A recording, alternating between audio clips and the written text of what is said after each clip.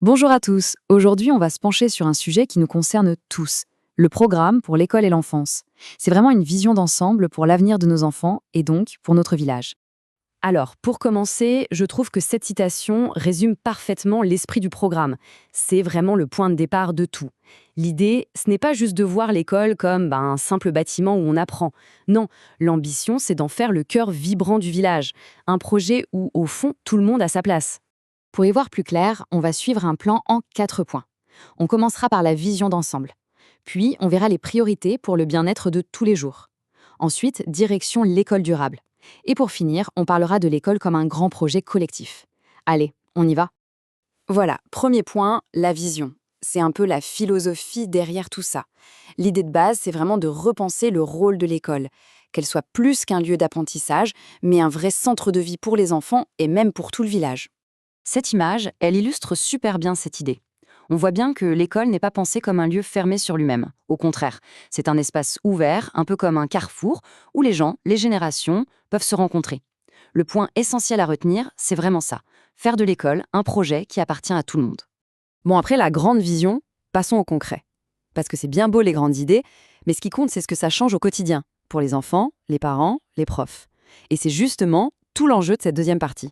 Alors, concrètement, qu'est-ce que ça veut dire? Eh bien, il y a 3 priorités qui ressortent. La première, les rythmes scolaires. Attention, le but n'est pas d'imposer un truc tout fait. L'idée, c'est de discuter ensemble, parents et enseignants, pour trouver la meilleure solution pour les enfants. Deuxième point, et pas des moindres, la sécurité. On parle de sécuriser les abords de l'école, peut-être avec une zone de dépose pour que tout soit plus simple et plus sûr pour tout le monde. Et enfin, le troisième point, qui est crucial, le dialogue. Créer un vrai cadre pour que l'école, les familles et la mairie puissent échanger régulièrement, histoire d'avancer main dans la main. Et ce qui est sympa, c'est que cette idée de collaboration, elle va plus loin. Le programme parle de chantier participatif. Imaginez, un pot de peinture à donner dans une classe, eh bien, pourquoi pas le faire ensemble avec les parents et les enseignants volontaires? C'est une super manière de s'investir concrètement et de sentir que l'école, c'est un peu la nôtre. Allez, troisième chapitre, l'école durable. Là, on parle d'écologie, bien sûr, mais aussi d'économie. Comment est-ce qu'on peut faire de notre école un exemple en la matière? Le programme a une approche assez structurée pour ça. Alors, comment on s'y prend? C'est en 3 temps. D'abord, la sensibilisation. Ça, c'est par des actions très concrètes. Une journée zéro déchet, par exemple, ou bien mettre l'accent sur une cantine avec des produits locaux et sains. La deuxième étape, c'est la rénovation. L'objectif est simple, continuer d'isoler les bâtiments pour qu'ils consomment moins d'énergie. Logique. Et enfin, la troisième étape, co-construire. Ça veut dire que l'école peut devenir un terrain de jeu pour des projets écologiques qui viendraient directement des habitants. Et là, il y a un double intérêt qui est super important. Quand on parle de rénovation thermique, oui, c'est bon pour la planète, mais c'est aussi bon pour le portefeuille de la commune. Moins de dépenses d'énergie, c'est de l'argent qu'on peut utiliser ailleurs. Et en prime, on offre aux enfants un environnement de travail beaucoup plus sain. C'est gagnant-gagnant. On arrive au dernier point. Et là, on revient à notre idée de départ. Comment on fait, concrètement, pour que l'école soit ce fameux cœur de village? Eh bien, la réponse est simple, en créant du lien. Et pour ça, il faut ouvrir les portes. Et pour illustrer cette ouverture, il y a 3 idées phares.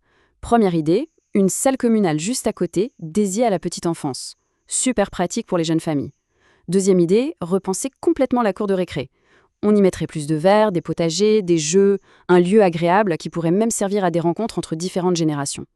Et la troisième idée, qui est géniale, donner la possibilité aux habitants de venir proposer et animer des projets dans l'école. Là, l'école devient vraiment un lieu de vie pour tous. Donc si on résume, toutes ces actions, qu'elles parlent de sécurité, d'écologie ou de projets partagés, elles vont toutes dans la même direction. L'objectif final, c'est d'avoir une école durable. Durable pour la planète, oui, mais surtout durable dans ses liens avec le village. Une école qui construit l'avenir des enfants, c'est sûr, mais qui embellit aussi le quotidien de tout le monde. Maintenant. Voilà, on a fait le tour de ces propositions pour l'école et l'enfance. Il y a beaucoup de choses, des actions très concrètes du quotidien jusqu'à une vision à plus long terme. Ça amène une question, pour finir.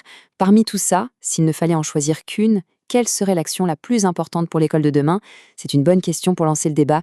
Merci beaucoup pour votre écoute.